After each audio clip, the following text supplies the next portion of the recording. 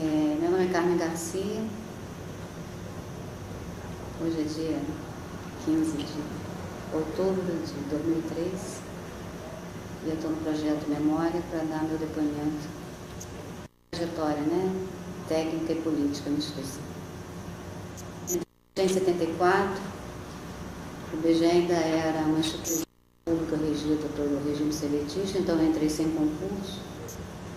Eu fui entrevistada pelo professor Faisol, que me disse que ele queria um ano se eu me revelasse uma perfeita idiota.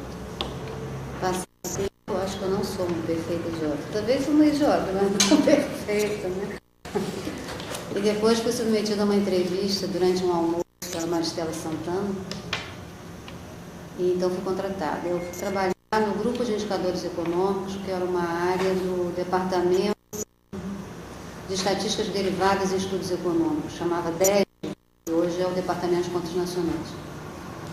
Essa estruturação, na época, ela atendia uma visão do professor Isaac de você começar uma mudança institucional integrada e depois partindo, E essa visão institucional, ela tinha visão, que é subsidiária. Nós estávamos no pós-milagre econômico, e no sentido da construção de um projeto de nação, em relação à implantação, de uma indústria forte. Começou no final dos anos 50, continuou, com o segundo PND, e nessa passagem você teve uma pontezinha que era o projeto de Brasil Potência, E isso teve reflexo muito grande na produção de informações, porque a produção de informações passou a fazer parte, do projeto de construção de uma nação. Então você precisava ter estatísticas para conhecer sua realidade e poder intervir sobre ela. Pra vocês terem uma ideia, eu nunca me esqueço que, com poucos meses de trabalho institucional na área de indicadores econômicos, eu tinha reuniões com o ministro do Planejamento. E ele analisava o resultado dos índices, assim, com as planilhas na mão, querendo saber por que subiu, por que desceu, se era aquilo mesmo. Isso você não vê mais hoje em dia, Não estou entrando em mérito, Estou entrando em coerência de visões, Então, eu não sou da primeira leva de mudanças do professor Isaac, Teve uma anterior, da qual faz parte a Madalena, faz parte a Maristela Santana, faz parte a Jane Souto, a Tereza Cristina, algumas pessoas da área de geografia, que era uma visão que você contratou um conjunto de profissionais de elevada qualificação e colocou-os como um grupo. A Lia Ragenau, por favor, perdemos a Lia Ragenau há pouco tempo, foi uma pena, não sei se ela chegou a vir aqui. Você manteve as pessoas na presidência, Alguns na área eram notórios saber na área econômica, outros na área social, e depois essas pessoas saíram desse grupo centralizado e foram preencher os departamentos. Então, na época, se o grupo de indicadores econômicos ele era uma parte do departamento de estudos econômicos, depois isso tudo se abriu. Então, você teve a área de contas nacionais, a área de matrizes em subproduto explicitada, depois você explicitou contas, absorvendo contas que era feito pela fundação, e você explicitou a parte de indicadores de curto prazo. Reforma mais adiante veio, adiante você ainda ficou com essas questões separadas em planejamento e produção, Nesse início você continuou, porque a área que produzia informações, ela não era a área de estudos econômicos, Toda a área de estudos econômicos era esse departamento. Então, por exemplo, Indústria, Comércio e Serviços era um departamento, era o tal DEICOM, e adiante não, Quer dizer, mais recentemente essas áreas ganharam, legitimaram seus objetos de estudo. Você tem indústria, você tem comércio e serviço separado, você tem contas nacionais separadas, você tem um cadastro central de empresas, quer dizer, você tem uma mudança institucional, acompanhando a mudança da estrutura e acompanhando um pouco a mudança dos métodos de trabalho. E dessa atuação na área de indicadores da produção industrial, a Maristela Santana saiu da chefia do departamento de contas, foi para a superintendência na época de estatísticas primárias, né? E eu fui com ela, sou assistente, depois assumi a chefia do departamento de indústria, comércio e serviço. Depois voltei para o departamento de contas, depois fui demitida, sofri uma demissão política em 83, já na gestão do Jacé Montelo, voltei em 85, como superintendente de estatísticas industriais, comerciais e serviços, depois coordenadora de Ciências Econômicos, fui coordenadora dos últimos Ciências Econômicos que o IBGE fez, que foi de 85, entreguei o cargo na época das disponibilidades do governo Collor, entreguei eu e toda a equipe que trabalhava comigo com cargo. Nós terminamos a apuração de 185 ainda um ano trabalhando sem cargo, né? E isso deve ser inédito na história institucional, que sai do mundo, né? Num órgão público, né? Trabalhamos mais de umas 120 pessoas, com todos os níveis hierárquicos, sem cargo, mas trabalhando. Documentamos todo o projeto.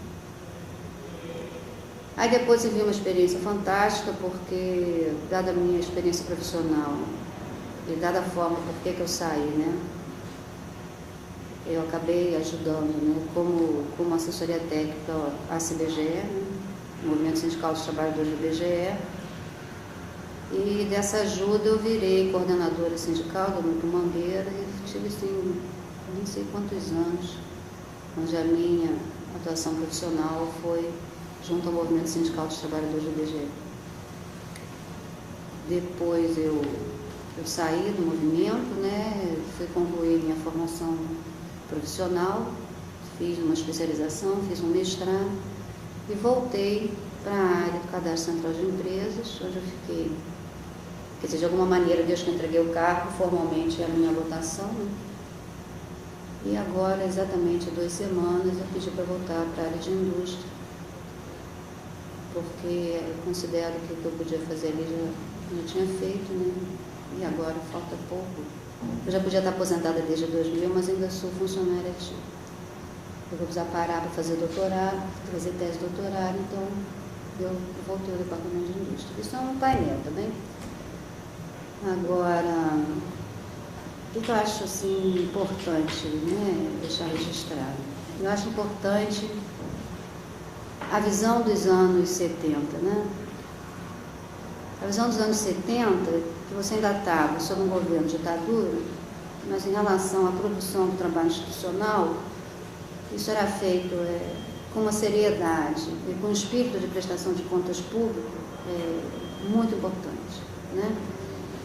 Foi uma época em que uma instituição cresce coletivamente, né? Não pense que ela vai crescer porque tem 2 ou 3 iluminados, não vai. Né? A instituição tem que traçar sinergias internas, né? E essa sinergia que faz com que você, né, uma geração se afaste, outra venha e a instituição tenha a sua marca, né? E nos anos 70 o IBGE teve uma coisa notável, que era a transmissão de conhecimento tácito, né? Transmitir conhecimento tácito é uma coisa muito complicada, porque o conhecimento formal está escrito, né? Agora o tácito não, né? Isso se deu através de uma personalidade fantástica, que é o Dr. Amaro Monteiro, que era o diretor técnico do IBGE.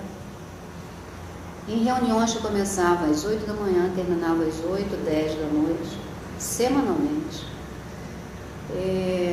Reuniões assim, acho que com essa mesa lotada de gente, né?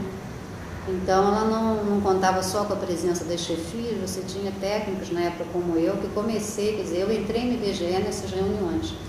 Então, você tinha, assim, num dia, uma transmissão de conhecimentos do que ocorria da área de base geográfica, tá? De marcação de setores censitários, né? Até a divulgação do quê? De uma análise final sobre um projeto específico. Tudo ocorria nessas reuniões, tudo. E assim como eu, muitos, né, da minha geração aprenderam nessas reuniões, né? Agora, cada um aprende também em função da sua própria trajetória, né, dos seus princípios, né, políticos, né, da sua forma de ver a instituição. Eu vou defender a minha forma de aprendizado, né, e isso eu carreguei para o senso econômico, porque nós fazíamos reuniões com 30 pessoas, nós tínhamos princípios de trabalho assim, nós não tomaríamos nenhuma decisão técnica para a qual houvesse alguém radicalmente contra. Enquanto houvesse alguém radicalmente contra, nós continuaríamos a discutir, até que tivesse gente contra, mas que não fosse uma coisa radicalmente contra. O senso econômico foi feito dessa maneira. O senso econômico é uma experiência importante para a instituição do ponto de vista de avanços, né, de procedimentos e de elo, né, entre um passado, né, e o futuro. Ele foi uma pesquisa de transição do ponto de vista de métodos de trabalho e de relacionamento com a equipe. No primeiro caso, tá, o IBGE fazia censos econômicos quinquenais há pouquíssimo tempo, né, de 70, 75, 80, e esse era de 85, né? O primeiro censo industrial foi de 20, né, era decenal. Isso foi uma outra decisão, né, dos anos 70, que era o quê? Se a estrutura industrial estava se ficando mais complexa, você tinha que avaliá-la em espaços menores, né? Então, avaliar mudanças, tá, numa estrutura que está se mexendo muito, de 10 em 10 anos, era melhor encurtá-la. Isso é uma decisão fantástica, porque fazer um censo é um envolvimento de energias e de recursos razoável, principalmente se você considerar aquela época, né? Quer dizer, fazer o censo, se a gente tivesse que fazer o censo econômico hoje em dia, assim, seria muito, muito fácil, mas naquela época não. Né? Naquela época você não tinha o avanço na informática que você tem hoje, né, para facilitar a tua vida e os teus procedimentos. Então ele era caro, sim. Então por isso a decisão é fantástica, né? Você querer estudar um país deste tamanho, né, a cada 5 anos se avaliar a mudança na estrutura produtiva. Então, do ponto de vista técnico, foi importante. A gente avaliava, na época, que a instituição, quer dizer, a realização das pesquisas econômicas, ela deveria sofrer novas inovações, né? Porque as técnicas evoluem, você tem que colocar isso, né? Você tem que incorporar isso. Então, que se colocava assim, você produzir, né, pesquisas por procedimentos de amostragem probabilística, mas que você precisava ter pesquisas ponte, né, que fizessem elos. Então, na época o diretor técnico era o Eduardo Augusto, e como técnico ele teve uma participação muito importante no censo, muito importante, foi muito bom trabalhar com ele, foi muito agradável trabalhar com ele, foi instigante trabalhar, muito bom. Mas você viu o seguinte, você faria o censo econômico, e talvez você tivesse até que fazer mais um, né, para você fazer essas pontes e a instituição ingressar, né, com pesquisas para amostragem probabilística, ou seja, a questão de você mudar o tal modelo, que falam muito hoje em dia, ela estava colocada no censo 85, mas estava colocada com uma outra visão de respeito à trajetória institucional, do meu ponto de vista, e de encadeamento dos trabalhos. O que o censo econômico 85 fez? Pra vocês terem uma ideia, eu fui demitida em 83, depois eu volto a falar nisso, e eu não fui recontratada, eu fui contratada em... Eu acho que foi março de 85, né? Poxa, março de 85, o censo foi a campo em março de 86, quer dizer, entre o planejamento e o início da pesquisa se teve muito pouco tempo. Aliás, foi junho, teve muito pouco tempo. Então a operação foi toda planejada em simultâneo da sua realização, e assim foi o tempo todo. Então o que o censo 85 foi importante para a instituição? Foi importante por formatar um cadastro de empresas junto com a apuração, tá? Para fazer isso, foi a primeira vez que se conseguiu colocar informação de CGC nos questionários. Tá? Até então havia uma cultura institucional onde isso não passava de jeito nenhum, porque acreditava-se que o informante ia associar a informação à ficha, e aí ele ia prestar uma informação de não tão boa qualidade como em caso contrário, tá? Sem você ter um elemento que associasse o questionário do IBGE ao questionário dele no imposto de renda, né, que é a informação do CGC. Tinha havido uma tentativa no censo anterior, não foi adiante, mas o 85 fez isso. Então, a identificação, né, o código do CGC, ele foi o elemento que permitiu você reunir os questionários da empresa, porque as empresas atuam em diferentes lugares, dependendo do contexto econômico mais amplo, elas vão trabalhar de forma mais descentralizada e mais diversificada, né? A diversificação de atividades está muito associada aos contextos de grandes oportunidades produtivas, né? Que aí você, se você tem capacidade de acumulação, onde está a oportunidade de você realizar o teu capital, você vai. Então, a empresa ela atua em vários locais também. Então, há informações que são relevantes nos locais e outras informações que são relevantes no agregado, né? E, do nosso ponto de vista, você já tinha atingido um grau de complexidade, né, das operações, que você tinha que ter as duas óticas. Você tinha que ter informação ao nível, né, do tomador de decisão, da realização dos lucros da empresa, mas você tinha que manter a informação nos locais. Até então, o censo só pegava o local e não juntava as informações das empresas. Então, o Censo 85 é a primeira pesquisa institucional que junta, tá? Ela cobre os locais, que é chamado de estabelecimento, e ela fecha, tá, os locais ao nível da entidade empresa. Então, a gente introduziu a empresa como unidade de investigação, mantendo a outra, tá? A questão do CGC e a tal formatação do cadastro. Por que você precisava tanto do raio do cadastro? Primeiro, para você dar elemento, né, de fechamento, né, dos dados.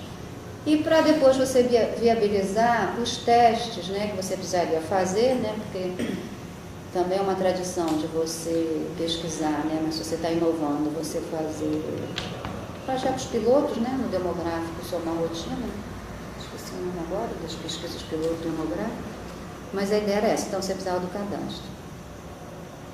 E foi muito curioso que o projeto foi considerado uma impossibilidade técnica por alguns analistas da diretoria de informática na época.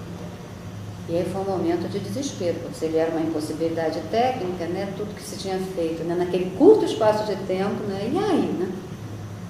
E aí prevaleceu, né, o princípio, né, se um pode pensar, o outro tem que poder fazer, né, não é possível isso, né?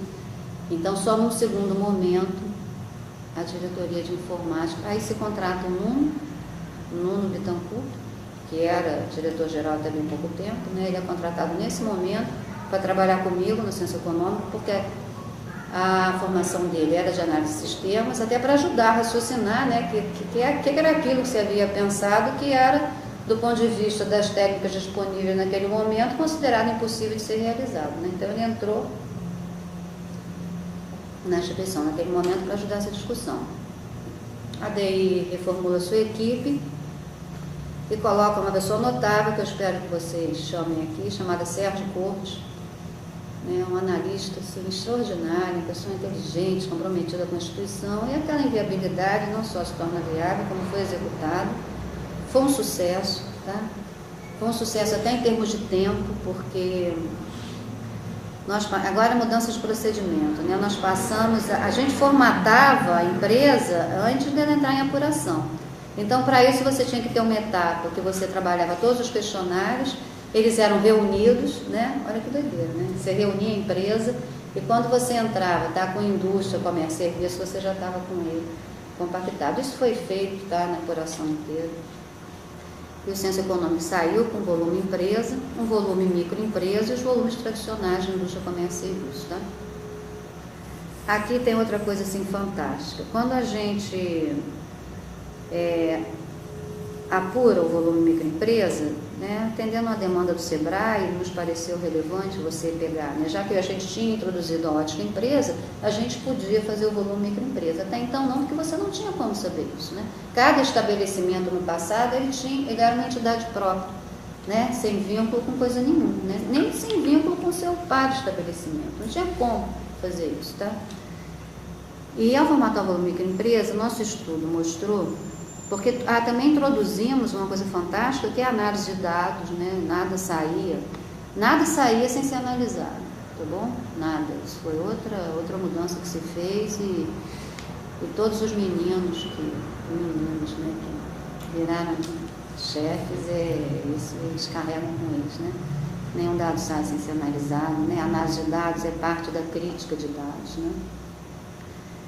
Isso, gente, é fantástico, porque isso significa que o IBGE é uma instituição de pesquisa. Uma instituição de pesquisa tem que refletir o tempo inteiro sobre o seu objeto de investigação, né? Então, você tem que refletir a priori, ver como que você vai dar conta de mensurá-lo e refletir sobre os resultados, e voltar e realimentar essa operação. Você tem que estar o tempo todo pensando e trabalhando, não é?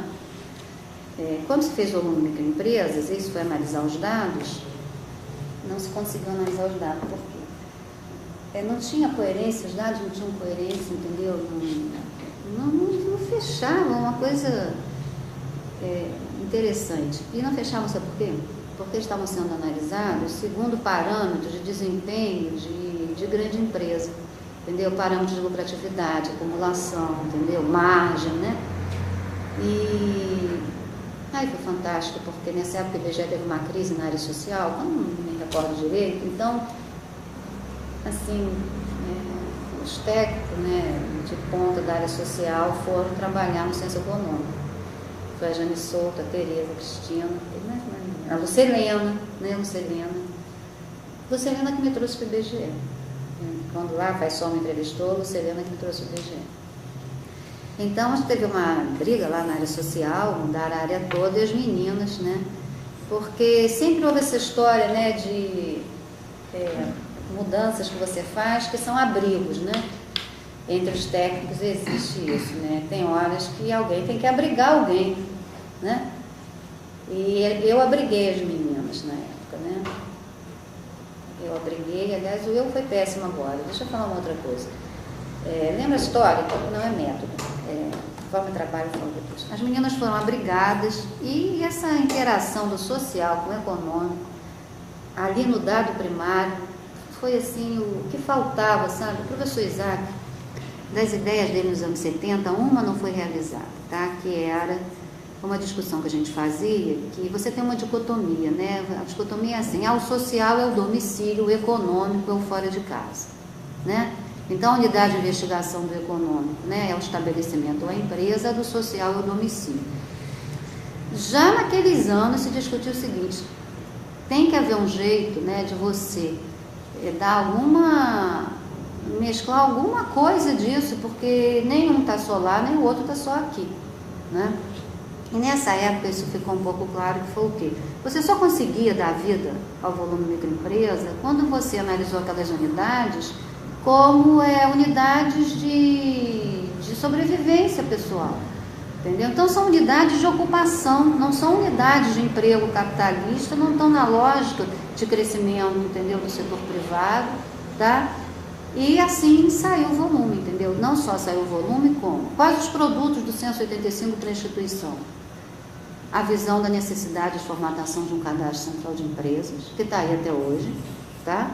A necessidade de você integrar essas óticas de abordagem, tá? E da importância de você pesquisar essas unidades econômicas que atuam sob a lógica da sobrevivência pessoal e não da acumulação de capital. E sabe o que isso originou? Isso originou o projeto de economia informal, que a instituição realiza hoje a cada 5 anos. A pesquisa de economia informal, cadastro central de empresas, são produtos diretos de uma visão, tá, de interpretação da realidade de forma integrada, que surgiu com a realização do 155. Sem falar, né, que aí eram as coisas mais óbvias da área de indústria, comércio e serviços que se seguiram e que mudaram procedimentos. Bom, um apanhado geral da questão técnica do 155.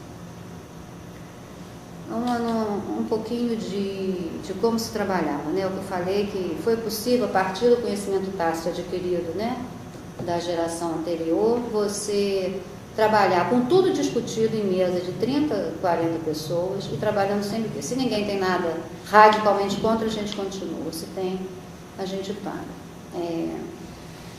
Se contou com a colaboração de 2 pessoas notáveis que deverão passar por aqui, né? Que é a Luísa Lacroix na área de indústria. Luísa Lacroix é uma economista formada na instituição. Ela entrou para a instituição mais ou menos quando eu entrei, mas ela era estagiária, né? E ela é uma pessoa de uma capacidade intelectual sem limites, sabe? De uma inteligência fantástica, né? Sua enorme capacidade lhe gera enormes problemas, né? Mas é uma pessoa assim, notável, inovadora a toda prova. E como tal, ela tende a ficar sempre querendo mais, né? Não tem limite, né, a capacidade de imaginação e de criação do Luiz. E outra pessoa é Eduardo Mendonça, né? Que é uma pessoa notável de inteligência. Agora, do ponto de vista de circunscrever, né, o que se deseja ao possível, é o oposto do Luiz, né? É o oposto. Dudu é terra, né? Pé no chão. Luísa é ar, né? E foi muito, muito interessante trabalhar com ele, mas muito mesmo. É como se você tivesse num momento, né, assim, trabalhando com você, a vontade de voar e o outro, mas vamos trazer o voo, porque a nossa perna não vai aguentar, sabe? E acho que tudo foi muito possível, porque você conseguiu reunir, né, naquele momento, pessoas brilhantes, mas com características, né, de personalidade, assim, opostas, né? E daí o princípio, né? Porque o princípio foi até uma saída para você operar com os dois de uma forma sempre em equipe, né? Que se nenhum dos dois era radicalmente contra, a gente ia em frente. Agora, se um dos dois era radicalmente contra, a gente tinha que parar e ir ao infinito. E tudo deu muito certo inclusive porque nós conseguimos mudar as condições de trabalho dos funcionários, né? Até então os funcionários trabalhavam em bancada. Bancada era uma visão, qual era a visão de organização do trabalho da bancada, né? Sem falar na linha de produção, né? Na indústria automobilística, em parte um pouco isso, mas era o quê? Um questionário. Ele chega aqui para ser trabalhado, ele percorre etapas ao longo de uma mesa e quando ele volta, ele está liberado para ir para a etapa seguinte, que seria então desenvolvida em outra bancada, né? Que é uma mesa comprida, uma divisória no meio e etapas que se sucedem assim como uma linha de montagem, né? Olha, se você acha que o conhecimento ele tem que ser integrado, né, no funcionário, tá? A apuração, a produção, o significado daquilo que ele está fazendo, né, essa forma essa disposição, ela não era operacional. Você precisava do funcionário cara a cara com o outro, você precisava de locais dos funcionários estarem discutindo, né? A inclusão, né, da unidade empresa, tá? Você precisava de ilhazinhas, né, onde os funcionários, né, se reuniam para fechar, porque as empresas eram fechadas, né, com apoio, né, dos procedimentos computacionais, mas na análise do nosso funcionário, né? Então imagina que você fechar uma Petrobras, que é você fechar uma Sadia, entendeu? O que é você fechar um questionário de um Banco do Brasil? Não é uma coisa simples, tá? Você está trabalhando com 500, 600 questionários. Tá? Você pega uma empresa diversificada, está trabalhando com... Eram 7 os modelos de questionário de ciência econômica. Então, você poderia ter as 7 atividades e em 500 estabelecimentos e ainda o questionário de empresa. Então, as principais empresas do país, você introduziu essa forma de trabalhar integrada, tá? Separada, daí surgiu a tal coleta especial e a coleta comum, que está aí também até hoje. Mas aquela forma de operar, que é o que eu estou querendo falar agora, não funcionava mais. As bancadas foram aposentadas, substituídas por mesas, nós tínhamos banheiros, porque havia locais que não tinha banheiro, você tinha que descer um andar para o banheiro. E uma coisa que eu acho importante, nós fizemos 185 num conturbado movimento de situação política, né, externa, de consolidação interna do movimento de funcionários importantes, né, e nunca se fez uma reunião em horário de assembleia, nunca.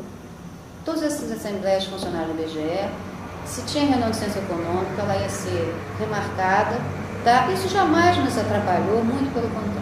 Isso deu uma coesão grande entre todos nós, um respeito, né, a tua dimensão, né, funcionário, né, que tem direitos, tá?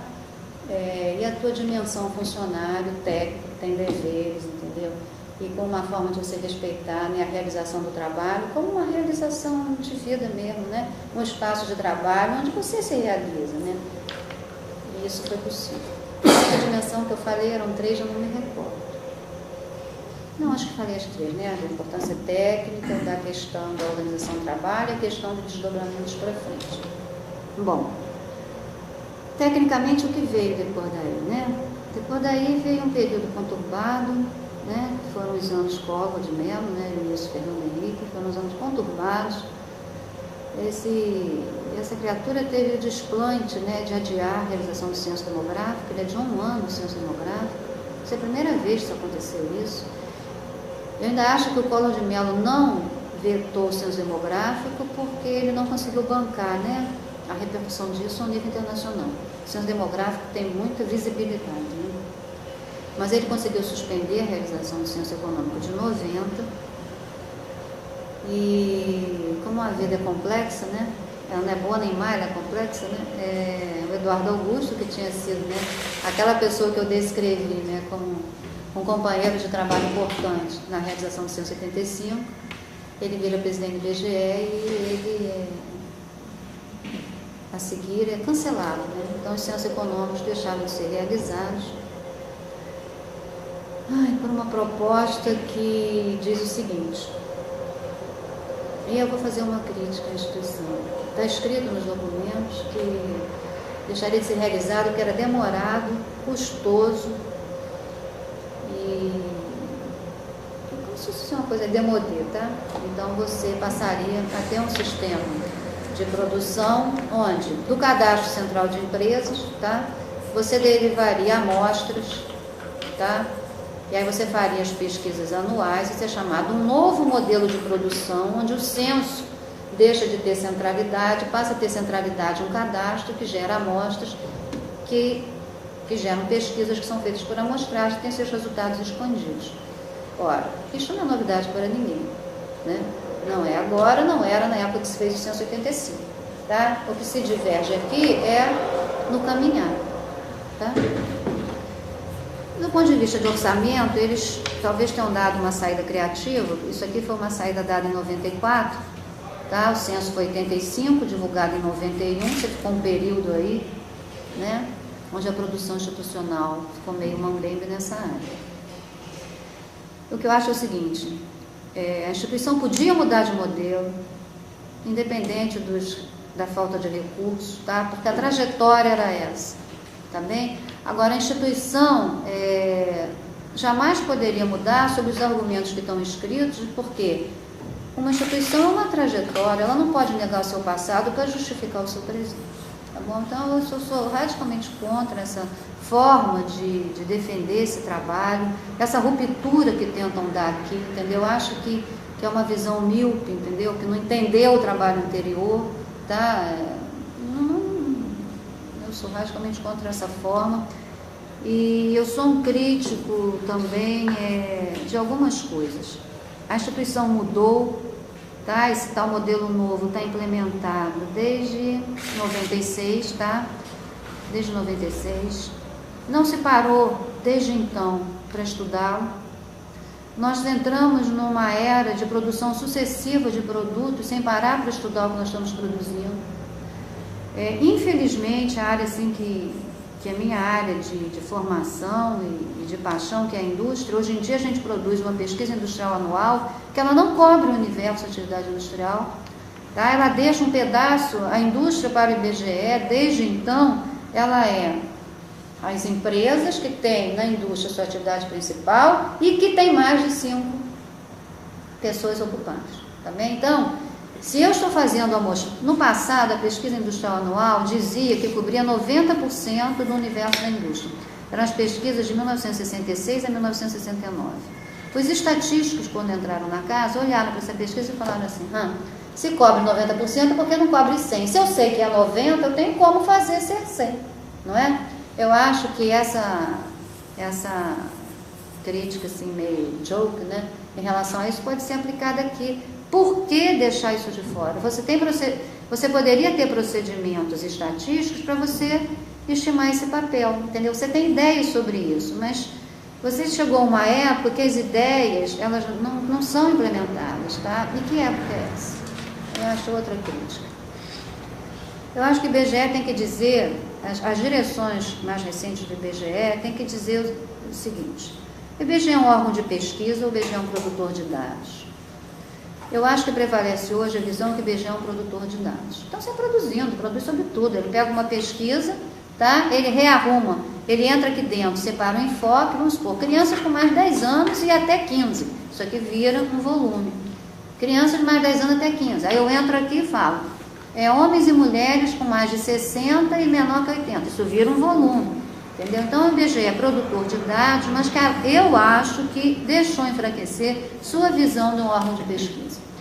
E por que isso é complicado? Um órgão de pesquisa tem que estar sempre pensando sobre o seu objeto. Um órgão de pesquisa, se ele inova, ele tem que ter em paralelo, entendeu? A equipe que está acompanhando o que significou isso. Na área de pesquisas econômicas, eu afirmo, não há esse retorno. Esse retorno não houve. Eu continuo fazendo. É a PIA do ano I, do ano I mais 1, I mais 3, I mais 4, I mais 5. Eu não parei para avaliar o que significava isso. Tá? É muito expressiva a produção recente do IBGE na área de serviços, sabe? Muito interessante, inclusive. Tomara que pesquisadores externos, né, se debrucem, né, sobre essa tentativa do Departamento de Comércio e Serviços de se modernizar e estudem, né, porque também a gente precisa desse retorno, né, de fora para melhorar o que a gente faz, né. Agora, de qualquer maneira, também aqui eu acho que se estuda pouco. Eu vou dar outro exemplo. Quando eu terminei meu mestrado e voltei para a área do Cadastro Central de Empresas, eu quis saber, o cadastro divulga dados sobre comércio, serviço e indústria, que antes também estão sendo divulgados pela PIA do ano X, pela PAC, que é a Pesquisa Anual de Comércio, do mesmo ano, pela Pesquisa Anual de Serviços do mesmo ano, tá? E ali também. Qual a primeira coisa que você pensa? Vamos bater os dados. Vocês não vão acreditar, mas os dados não batem. Como é que os dados batem, né? Os dados batem depois de muito sacrifício para que se concluísse, pelo menos na minha área, o resultado dessa investigação. Hoje em dia o caso é assim, você pega a RAIS, vamos supor, você pega a RAIS 2000, tá bom? Você seleciona uma amostra da RAIS 2000, então eu seleciono uma amostra de 2000 para alimentar, definir as pesquisas anuais de indústria, comércio e serviços que vão a campo para 2001, tá bom? Essa pesquisa volta, seus dados são expandidos. A expansão é feita onde? No cadastro base de seleção. Quando era o cadastro base de seleção foi definido em que ano? 2000. Ou seja, sabe como é que os dados batem? O cadastro de empresas, por sua vez, pega essa RAIS, trabalha ela, tá bom? Até para alimentar o cadastro que vai para aqui, mas ela pega depois os resultados das pesquisas, volta, substitui, onde tem RAIS e tem pesquisa, substitui por pesquisa e divulga dados, tá bem? O que acontece? O dado divulgado pelo cadastro, ele vai bater para o mesmo ano, tá? Para o ano 2001. Ele vai bater com o dado das pesquisas do ano 2000. Por quê? Porque uma pesquisa feita por amostragem probabilística é expandida para o cadastro do ano do seu universo de seleção. Tá bom? Então, tem sempre aí um T-1 que vira o meu cadastro de referência quando a vida já está em T+1 inteira, um ano depois, tá? Ora, meus amigos, do jeito que essa instituição é inteligente, isso não pode ter algum outro procedimento estatístico que dê conta disso, entendeu? Ou uma pesquisa de novos, eu não sei, eu acho que teria que parar para pensar. Eu estou já com 6 anos que eu repito esses procedimentos e eu não paro para ver, ninguém vê, entendeu? Aí eu acho o seguinte, que é que eu volto. Se o IBGE é um instituto de pesquisa, o que falta aqui dentro? Falta o seguinte, canais institucionais de debate de ideias, entendeu? De confronto de posições, entendeu? De circulação de críticas, entendeu? Ou de elogios, o que seja. Mas o IBGE não tem isso hoje, não tem. As chefias, algumas estão no cargo há 15 anos, em alguns lugares isso é até muito bom, em outros lugares isso é péssimo, né?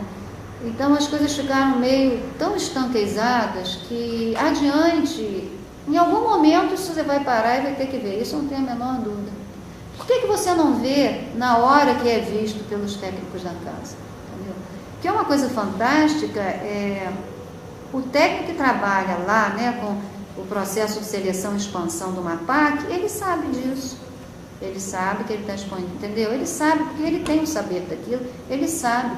Mas ele não tem espaço, entendeu, eventualmente, para parar e fazer o estudo dele e propor uma coisa diferente. Por quê? O órgão produtor de dados tem que produzir todo o tempo, a cada ano, tem que estar toda hora na mídia, tem que estar o tempo todo mostrando que está fazendo alguma coisa.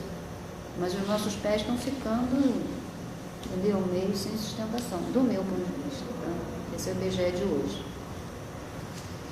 Que tem coisas muito boas, tá? Agora, não são tão boas quanto aparentemente se pensa que elas estão, né?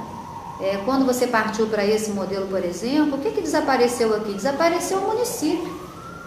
Desapareceu o município. Por quê? Porque você passou por um sistema onde você definiu, né? Não sei que em fórum de discussão, né? Mas você definiu que o IBGE produz estatísticas de âmbito nacional. E que a tal Constituição de 88, né, que reafirmou um pouco o princípio federativo, ela faria com que o IBGE deixasse de ser um órgão autoritário, né? Ele decide o que ele faz, é ele que faz tudo, e ele repartiria, né, isso com os estados. Né? Me diga qual é o estado que está fazendo pesquisa anual de custo. Né? O atual presidente do IBGE, ele vem da área de contas nacionais e contas viveu uma experiência interessante no passado recente, de descentralizar a metodologia. Né? Agora, a produção do dado, me diga qual é o que está fazendo de forma descentralizada, sem ter sido feita por algum acordo, né, esquisito ou não, com a própria instituição, que é o caso de São Paulo, e eu não conheço nenhum. Ou seja, sob um argumento até aceitável, você capou um espaço de trabalho institucional. Em que época, gente? Vocês têm que pensar em que época. Sabe em que época? Na época em que o mundo discute o local, o pequeno e o grande. O mundo discute isso. A agenda de pesquisa dos institutos de pesquisa internacionais é o local. Por quê? Porque a globalização tira dos estados nacionais capacidade que tinha antes de implementar suas políticas. Por quê? Você é obrigado a fechar acordos internacionais com os órgãos, né, de regulação supranacionais, que fazer política vira, né, crítica de que você está ferindo, né, os princípios da livre circulação de mercadorias. Então, o local passa a ser um objeto importante, tá, de você atuar, porque é uma forma de você, né, bypassar essas regulações, é uma forma de você contribuir para o desenvolvimento de competências, tá? Que essas não podem ir embora, né? Porque as empresas vão onde tem mais condição de realizar, né, sua acumulação. Agora, o conhecimento fica, né? Então, o local hoje em dia é visto, tá, como um espaço, tá, de construção e fortalecimento de conhecimento, que não vai embora, né, vai ficar. Com isso, né, de apoio a emprego, ocupação e renda e crescimento, tá? E nisso o pequeno é super importante, porque o local tem muito a ver com o pequeno, né? Quando você muda um pouco o paradigma de organização da produção, no sentido, tá, do uso, tá, da microeletrônica, no sentido do uso da internet, no sentido da maior interação entre os agentes, da padronização das coisas, as unidades de menor porte, elas passam a ter um papel nessa nova estruturação da produção maior do que tinha antes, tá? Então, o pequeno é o local, tudo ganha, né, expressão, né, na nova ordem econômica mundial, e a gente simplesmente cai fora. A gente vai para o Brasil, deixando de fazer o mais para baixo, né, e também ninguém está fazendo. Isso também não é correto. Também não é correto. Agora, a instituição é criativa, os seus funcionários são criativos, tá? Tem saídas importantes. Então, você tem hoje em dia uma pesquisa municipal na área do que era o DEPIS, não sei o nome dele agora, o Departamento de População e Indicadores Sociais, que é uma pesquisa assim, tem biblioteca, tem cinema, tem não sei o que lá, mas sabe o que está começando a acontecer com ela? Como ela é a única coisa municipal que a gente tem, assim que você vai todo ano a todos os municípios, estão começando a botar anexos, né? Então, ali vão começar a ser pendurados anexos, né? Entendeu? Que são saídas, né, que a cabeça das pessoas vai dando, né, para as restrições de outra ordem. E uma outra coisa que eu quero falar é que nessa mudança aí da modernidade institucional, né, eles mudaram a classificação de atividades econômicas. Mudaram por uma razão, ela sempre mudava, né? uma operação censitária sempre tinha uma atualização de classificação de atividades. Mudaram também por uma outra coisa que eu acho óbvia, né? A maior institucionalidade, né? De uma economia globalizada, né? O país hegemônico, ele não é bobo, ele não perde tempo, né? Ele quer padronizar de modo que ele possa conhecer tudo em qualquer canto, né? Então, o interesse, né, da potência hegemônica de ter, né, uma classificação compatível, etc. E é muito interessante porque, em que pese isso, né, a classificação de atividade norte-americana hoje é diferente da classificação de atividade das Nações Unidas. Porque a classificação de atividades das Nações Unidas se estruturou muito numa ótica mercado. Os Estados Unidos resolveram manter a sua numa ótica processo de produção. Quer dizer, é uma coisa assim meio boba, mas que é muito importante. Tá? Nós, né, isso era uma divergência que estava dada lá naquela virada da metade dos anos 90, e nós fomos um dos primeiros países do mundo a adotar a classificação da ONU, né, que é a revisão 3 da ISINC. E a gente adotou mesmo antes dela ser adotada, porque Eduardo Augusto tinha isso como um norte, né? Você tem que padronizar e a gente pega a ISIC porque você está padronizando com a ONU. Mas a coordenação das estatísticas econômicas não só fez exatamente isso, como fez bem antes do que outros países o fizeram, e não teve a menor preocupação em fazer pontes com o passado. A menor preocupação. Então, as estatísticas institucionais, pós a introdução da nova classificação de atividade, elas rompem com a historicidade das séries de produção das estatísticas econômicas, principalmente dentro da indústria, principalmente nos setores de produção de bens diferenciados, tá? Que é o que você diria os setores que puxam o crescimento, né, de uma indústria, que são os setores produtores de máquinas e equipamentos. Tá? Não há compatibilidade. Uma outra coisa que eu quero registrar aqui é que os anos 90, que foram os anos onde o neoliberalismo, né, entrou no Brasil e mudou todo o nosso, rompeu, né, com os princípios, né, desenvolvimentistas do passado, acentuou mais, né, a divisão de interesses colocada no final dos anos 80 por conta das dívidas, né, do setor privado. E nesse ano, onde as mudanças maiores ocorreram, onde a empresa nacional foi para o prego, né, nós ficamos uma década sem produzir estatísticas industriais. Porque essa mudança de modelo, tá, se ela começou em 96, ela foi divulgada no final dos anos 90. Tá? Agora não, agora você tem os dados, mas naquele momento você ficou sem estatísticas industriais. Isso levou pesquisadores fora da instituição a produzirem, né, séries históricas sobre a indústria nos anos 90 por procedimentos estatísticos que juntavam as pesquisas mensais, tá bem? Trabalhavam as pesquisas mensais com índices de preço, são contribuições notáveis. A Lia Hagenauer tem uma contribuição notável sobre isso. Isso mostra o quê? Isso mostra que a instituição, como instituição de pesquisa, nunca poderia permitir que isso tivesse acontecido. Né? Não posso permitir que nos anos de maior mudança eu vá saber o que aconteceu no final da década da mudança. Compara isso com o início, né, da minha história aqui, que era sentar, né, um técnico, né, que tem 6 meses de instituição, senta com o ministro de planejamento, que quer saber direitinho o resultado dos índices da produção. É uma diferença, né, entre o céu e o inferno, né? Entre o céu e o inferno. E o que significa essa diferença entre o céu e o inferno? Pode significar o seguinte, que sempre haverá aqueles que vão implementar, né, as decisões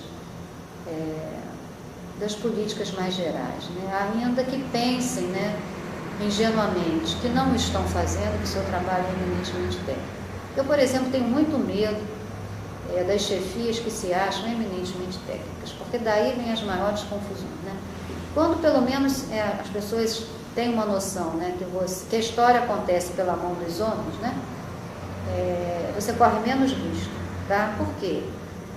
Porque a pessoa vai estar, supõe-se, né, o tempo todo pensando o seguinte, o que eu estou fazendo vai ter aprovação social, né?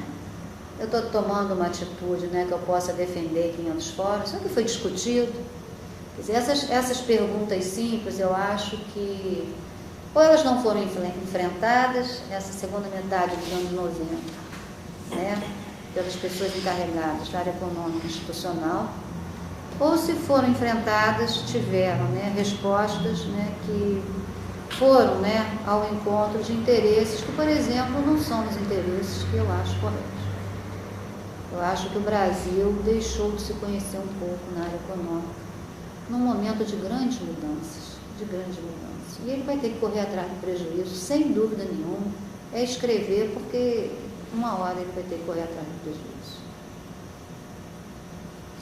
Foi mais acentuado na gestão mesmo do 90... Na gestão da Madalena, à frente da coordenação das pesquisas econômicas. Não digo na Presidente do IBGE, o presidente do IBGE. 94. Isso é pós-94. Então, Simon. Isso é muito acentuado no Schwartz. Ele tem coisas boas, mas ele tem coisas complicadas.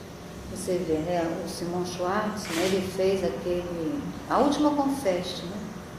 Foi na gestão do Simon Schwartzman e foi uma coisa esplendorosa. Nossa, mas foi notável aquela conferência. E o que foi aproveitado dali?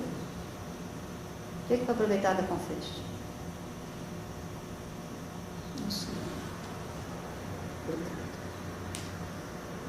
Quem foi o presidente antes? Silvio.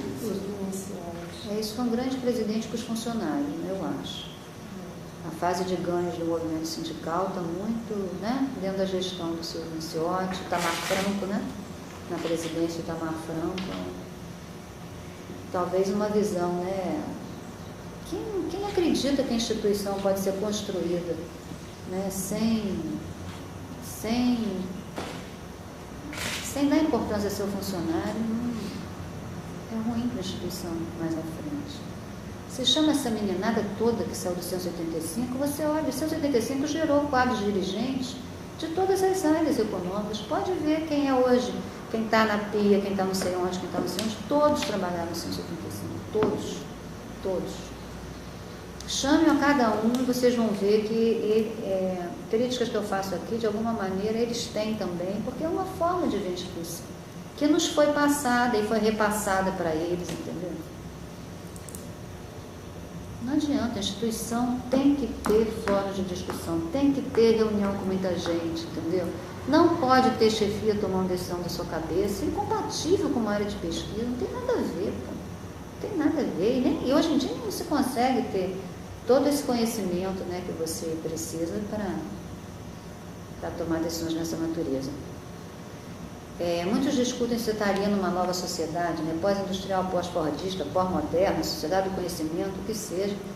E até o que você acha vai muito também das coisas que você usa como referenciadores, né, da tua inserção do mundo, né. Então, quem acha que é o pós-conhecimento, né, tira a centralidade das relações sociais, bota a centralidade na produção do conhecimento, mas, de qualquer maneira, demanda um conjunto de informações para tentar conhecer que mudança é essa, né? Se você acha mais, né, que ela é só pós-fordista, né, você ainda acha que as relações sociais é que determinam, né, e que você ainda está diante de uma circunstância onde é o capital buscando novas formas de acumulação agora, né, tem um mundo, né, para se valorizar, né, então as mudanças, modos em regra, não é bem assim, né, a centralidade ainda está ali, né. Os interesses de classe ainda dão a dinâmica da sociedade, né, se você quer interpretar. Né? Bem, isso é completamente diferente do primeiro, né?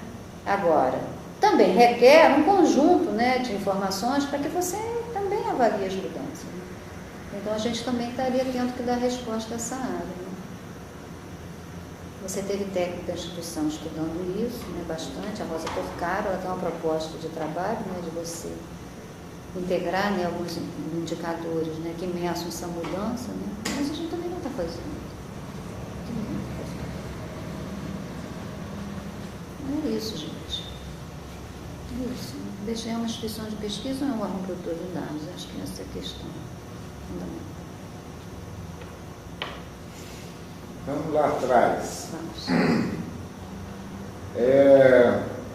Muita gente considera que o Isaac fez uma verdadeira revolução no IBGE, inclusive resgata uma certa resistência do pessoal de produção de primárias para entrar na fase de derivadas, de estudos, projetos, pesquisa, enfim, matriz e contas, o IBGE, muita gente considera aquilo uma revolução, um dos maiores saltos de qualidade. Vamos resgatar, assim, houve muita resistência ao avanço do IBGE nas derivadas, não ficar só na produção de primárias. O que Isaac conseguiu fazer, qual era o sonho dele, qual foi a riqueza daquele momento? Ele teve um sonho e implementou, né? Ao introduzir a derivada, ele introduziu o quê? Estudos que você faz a partir das primárias e a integração do planejamento à produção, porque isso era separado, né? Que aliás não havia muito a outra parte, né? Não havia muito, você tinha como assim, um procedimento de pesquisa que você repetia, né? E que tinha o que de substrato teórico, tá? A vivência, né? Uma pessoa como Florentino, que era o chefe na área integrada, na indústria, comércio e serviço, naquele momento, ele visitou, ele conhecia todas as grandes empresas que se encontravam nesse país, entendeu? Ele conhecia, ele foi lá, seja a Febo no Nordeste, seja a Volkswagen no interior. Então, quer dizer, você estava passando, né, de um instante onde o conhecimento era só o tácito, tá?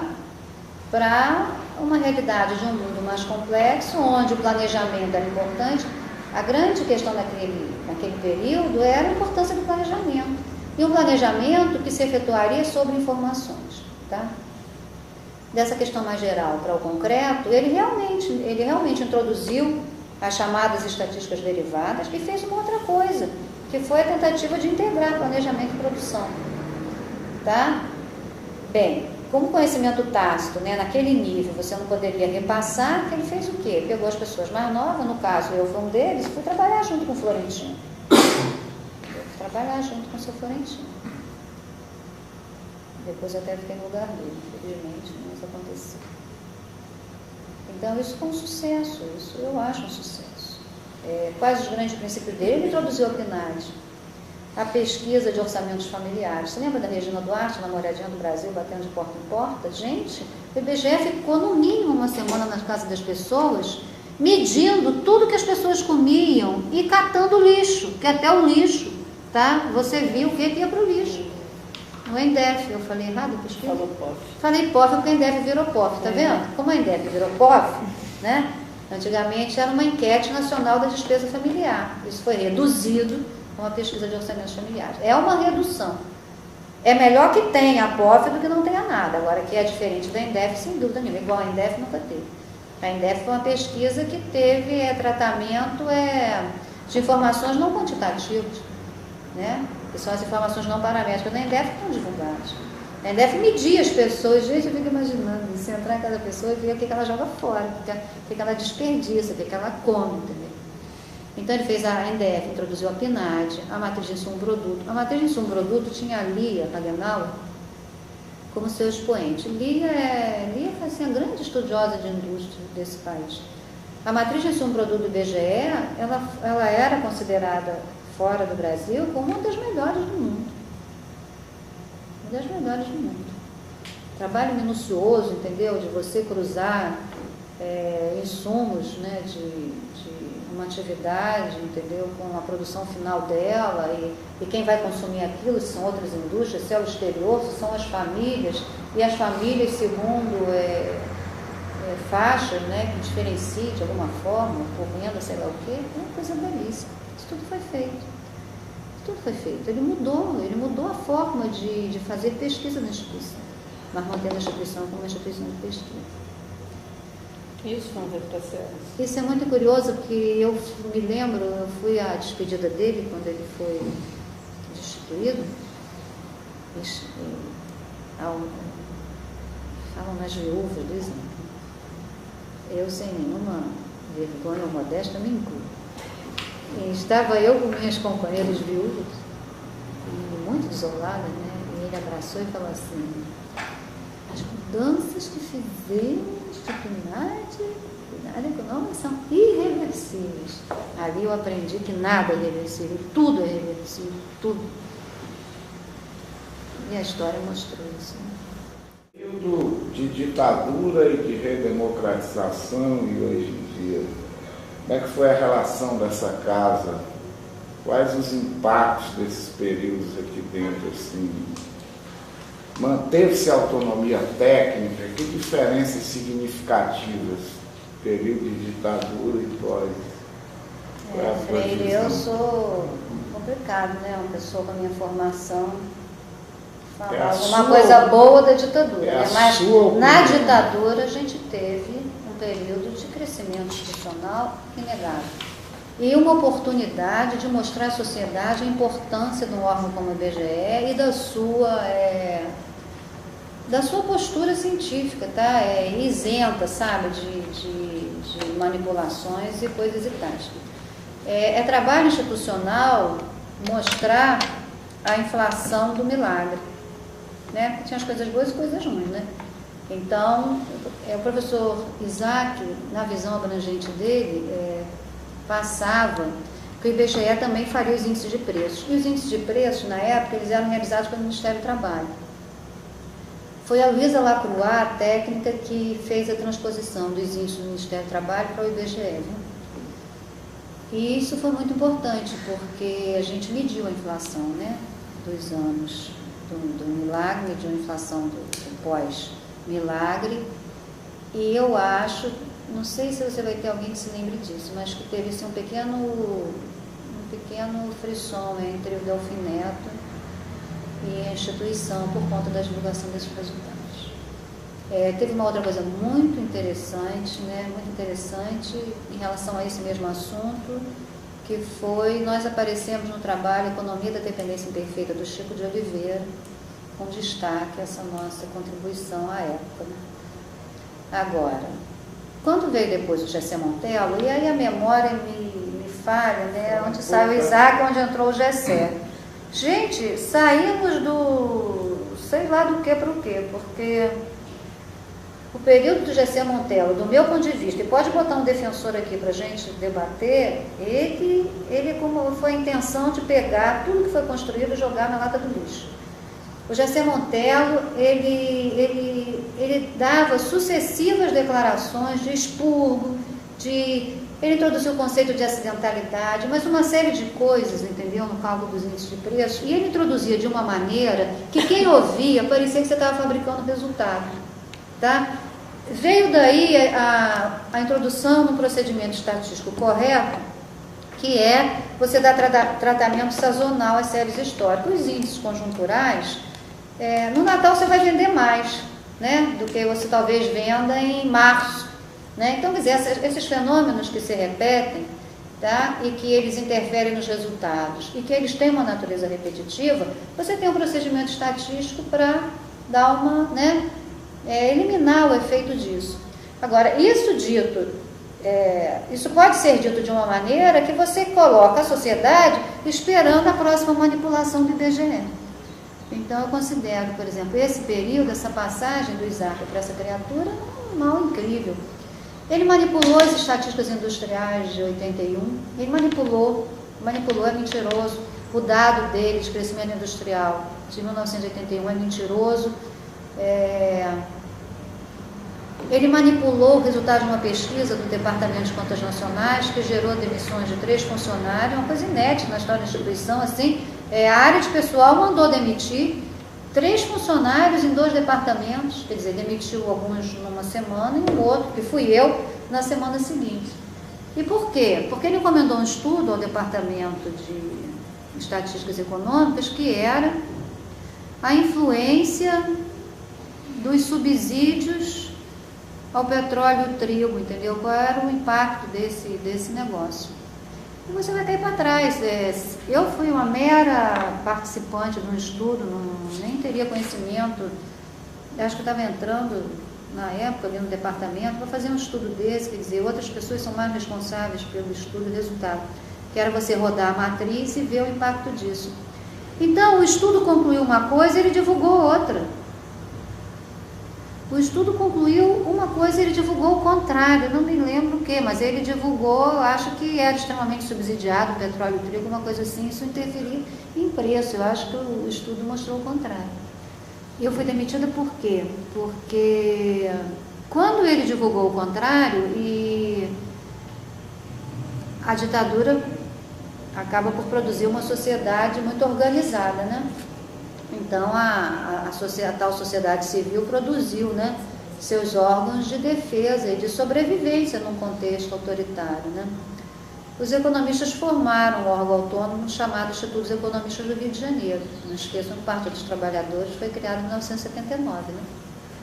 E o IERJ, né, para você ter uma ideia, o departamento, na época, não é o nome dele, não sei, mas o atual Departamento de Contas Nacionais, na época, ele devia de ter uns 35 economistas, juntinhos num lugar só. Quer dizer, e essas pessoas faziam parte do Instituto dos Economistas, né? Não era subsidiado, quer dizer, era a nossa contribuição mensal que mantinha o Instituto.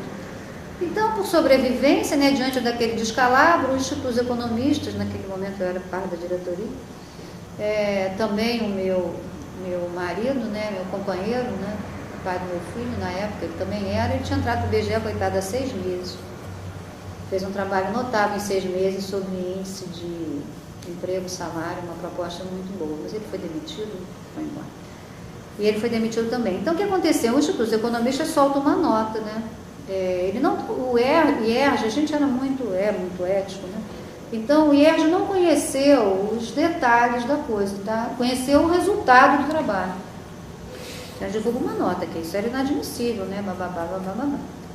Então, o Arthur é demitido, né? Eu vou conversar com o doutor Amaro, na época, o doutor Amaro fala assim, é melhor você ficar quieto. Uma semana depois eu fui demitido. E é o mundo que caiu sobre a minha cabeça. Eu tinha 10 anos de casa. 10 anos de casa.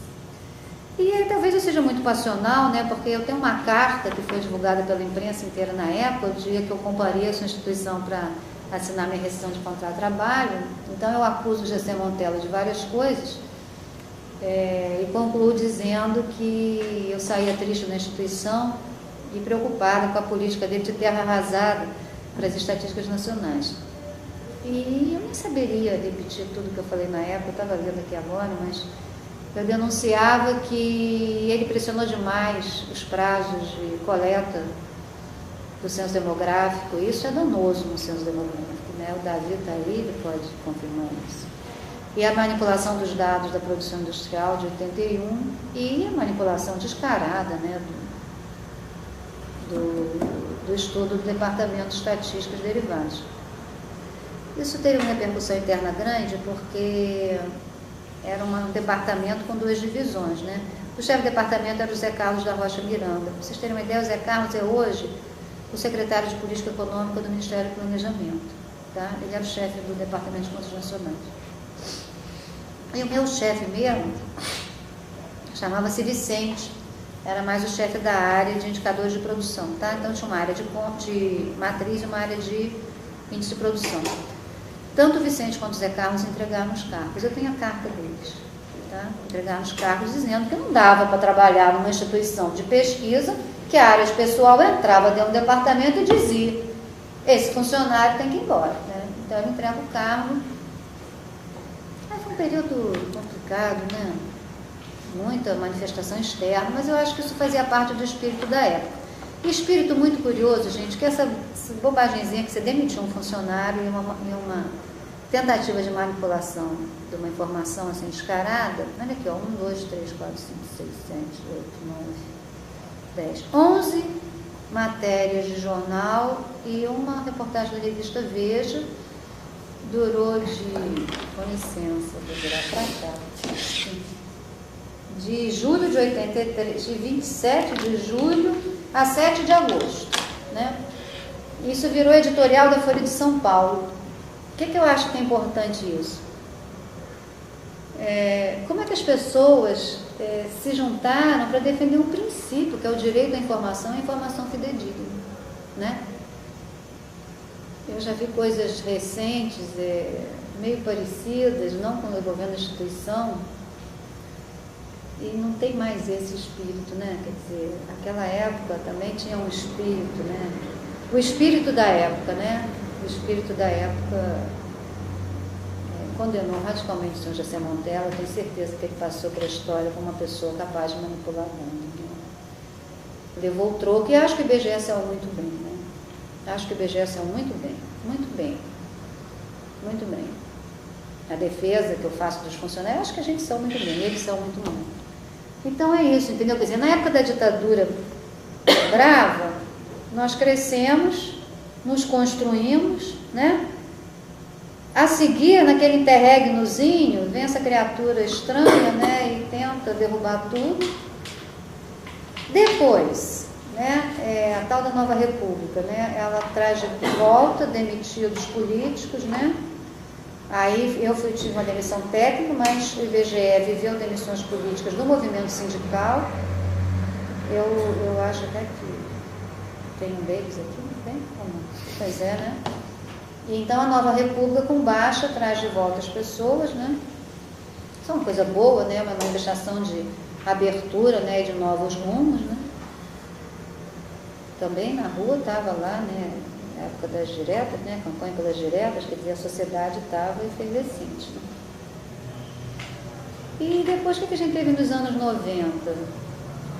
Eu acho que um empobrecimento, né? Do espaço de trabalho da instituição, no sentido de construir laços fortes de troca de informação, principalmente do conhecimento tácito, entre os seus funcionários. Além do encurtamento, né, do espaço, de outras coisas, eu acho isso.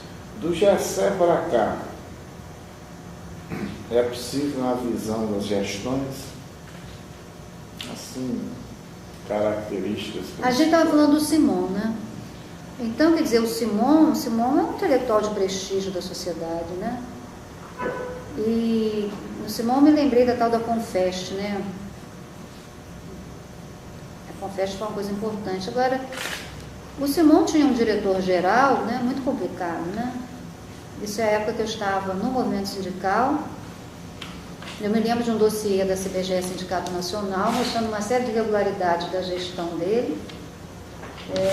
Ele tirou o IBGE da Mangueira, botou na Avenida Chile, pagando carta de empréstimo ao Banco Real em valores que na época pareciam a nós uma coisa assim absurda. Hoje em dia eu não saberia dizer quanto. Então, a cada 3 meses você tinha que pagar uma carta de garantia, né, de que pagaria o aluguel. Um aluguel estúpido. O prédio era inteligente, no entanto, todas as obras para o prédio ser inteligente foram construídas pelo IBGE. Uma nova mudança, né, de layout, né, gente? Só que agora a mudança de layout não tinha a ver com as necessidades de trabalho. Pelo contrário, né, as mudanças de layout, segundo dizem, né, esse detalhe não está no documento da CBGE, elas tiveram mais a ver com um modismo apenas, né, e com quem era o proprietário lá daquelas baias, né? Gente, a baia,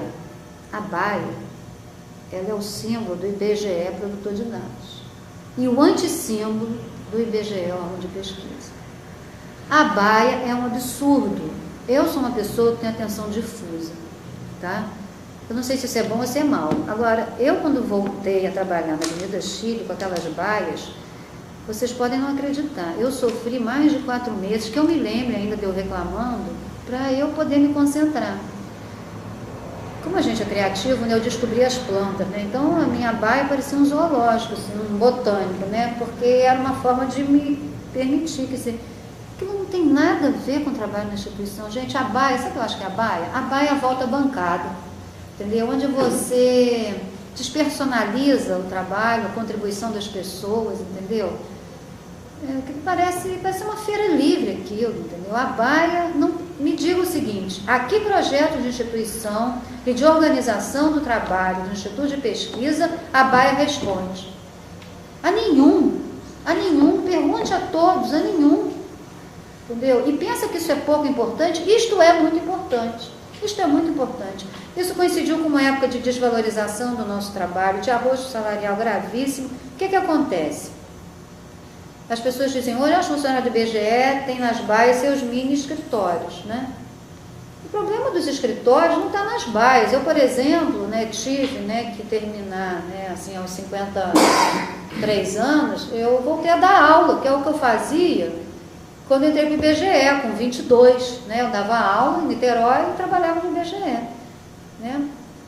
Hoje em dia, para melhorar a minha renda, eu passei a dar aula em Niterói, né? Só que eu não tenho a resistência que eu tinha naquela época, né? Então, por exemplo, os dias que eu dou aula, eu dirijo 3h30, né? Quer dizer, então, se eventualmente está uma aula que eu acabe preparando no ambiente de trabalho, uma coisa assim, é porque a vida da gente é uma coisa só. A gente não é, olha, professor, era isso, era aquilo, né? Quer dizer, é todo um trabalho, né, de pesquisa, de estudo, que você desenvolve uma parte da instituição, assim, não tenha dúvida. O problema não está na baia, o problema pode estar nos escritórios fechados que se mantiveram de algumas chefias, que eu não sei se seus ganhos adicionais de renda é produto de uma atividade dessa, que te dá um trabalho desgraçado, você ganhar R$800 no fim do mês, quer dizer. Então, os escritórios dos funcionários, né, que trabalham, eu acho melhor pensar nos escritórios que continuaram fechados. Agora, isto é outra prova de falta de reflexão sobre o objeto, né, a razão de ser do IBGE. Qual é a razão de ser do IBGE? É aquilo? Não é. Bom, então, se o Simon, né, tem essa aura e é um intelectual importante da sociedade, realizou uma confesso que foi uma coisa importante, a sua gestão, do meu ponto de vista, é uma calamidade. Né? É uma calamidade que foi devidamente denunciada pelo sindicato. É engraçado, né, que também está aqui presente, né, a pessoa que assinou, né, a denúncia contra a gestão do Simon, que impetrou a ação na justiça, porque um tinha que assinar. Como é que se chama isso? Ação popular, né? A pessoa que assinou a ação popular contra a gestão do Simon, pela mudança da Avenida Chile, por uma sala inteira na DI que tinha de softwares Oracles para lá e para cá, que não foram usados durante muito tempo, por contratações indevidas de funcionários através da Fundação Padre Leonel França, que é a fundação da PUC, tá? Você pagava assim, nossa mãe, você pagava quase um ano de trabalho nosso, um funcionário para fazer um trabalho que ninguém daquela área de trabalho jamais viu. Isso aconteceu de montão na gestão do Simon. Aconteceu de montão. Tá? Os contratos, que nem todos concordam que tenham sido feitos de forma correta, com a Fundação SEAD e com o CEDEPLAR, tá? Para fazer parte do nosso trabalho institucional, né? Quer dizer, aquela história, né, de você compartilhar, né, com os estados, dentro do espírito da Carta Magna, né, que é da descentralização, isso não foi feito, foi sim. Você corta um pedaço do nosso trabalho, repassa para ali, dando dado individualizado, que a gente é proibido por lei de dar, né, porque devia ter interesses, né, de filiações partidárias, né? Quer dizer, então eu não gosto da gestão do Simon. Eu não gosto. Eu acho que ela ficou manchada pelo seu diretor-geral, como era o nome dele? Heraldo.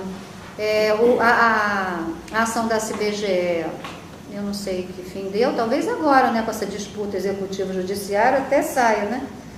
Eu só sei que a saída institucional, a questão foi a seguinte: manda o Heraldo por raio que parta, ele foi para o interior da Bahia, fazer sei lá o que, aprontar em outro órgão, e lamentavelmente, né, algumas pessoas que eu respeitava muito, como o Nuno, sentaram em cima do problema, a gestão tapa o olho, né? E assim ficaram até agora. A gestão foi boa a gestão do BS contra a instituição, foi uma pessoa interessante, talvez até coerente, né, com o passado político dele e da família dele. Uma gestão que a gente tem que respeitar. Técnica. O Casaniel também, né? Não tem culpa. Né? Se você eu, na minha área, eu acho que manteve as coisas erradas, né? Do início do segundo governo Fernando Henrique. Agora, eles ganharam um amor pela casa notável. Eles teriam até a condição de você ver aqui coisas mais interessantes. Um amor notável. Esse Casaniel, que é uma figura extraordinária, que eu não conheço pessoalmente, tá? Estou falando da pessoa pelo trabalho que eu vejo que ela realiza, né? É chato, né? Porque ele fecha muito com a visão IBGE produtor de dados, né? Agora que ele agregou valor ao que a gente faz, agregou. E quem não, o amor por uma instituição muito grande. Eu acho que teria condição de trabalhar com ele num outro formato, sabe? Ou numa outra visão institucional, com certeza. Agora tem o Eduardo Nunes, né? Que é um técnico da casa, está aí, entrou acho que depois de mim, mas pelo menos trabalhou bastante com a Lia Ravenauer, né?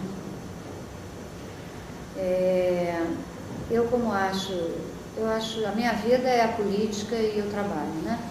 Pelo menos era até pouco tempo, agora já estou cansada, vou ter que ficar só com o trabalho, porque a política me desencantou um pouco. Mas nessa visão, né, eu achei que o governo Lula traria para o IBGE o resgate do IBGE órgão de pesquisa, né? Um resgate de prioridades, a questão dos caminhos de integração da casa, né? Se vocês observarem nas mudanças, né, da modernidade, a gente até, de alguma maneira, tem mais condição de recuperar o espaço do que as pessoas, né? O espaço como integrar a geografia, o território com as coisas que você produz, que no IBGE são muito separadas. Tem muita gente que pensa assim, então a gente se associou, né? Depois que o Lula ganhou, depois e não antes, pensando que, gente, olha, o cara ganhou, né? Vamos voltar. A gente não se encontra há muitos anos para pensar em instituição. E olha, num período curtíssimo de tempo, se produziu um documento chamado Muda IBGE. Vocês podem não acreditar, mas ele foi escrito por umas 60 a 80 pessoas. Tá? Gente da DGC, da DPE, da ENSE. Aqui não teve. Tá no barro, não. E se produziu um documento, o Muda IBGE, que você resgatava a visão da instituição como órgão de pesquisa, a necessidade da integração entre as áreas, a necessidade dos canais de discussão, né? O resgate, né, da participação dos trabalhadores, né, no cotidiano da casa. É um documento, eu considero um dos mais completos documentos escritos sobre a instituição, porque na virada dos 80 a gente também escreveu muito.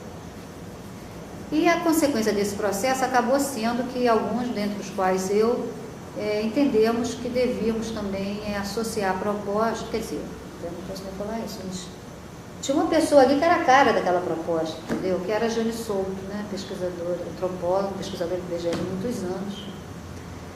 E uma coisa notável, né, gente? Nós nos cotizamos, né? O Muda IBGE é uma coisa também, que foi a produção de um documento, tá?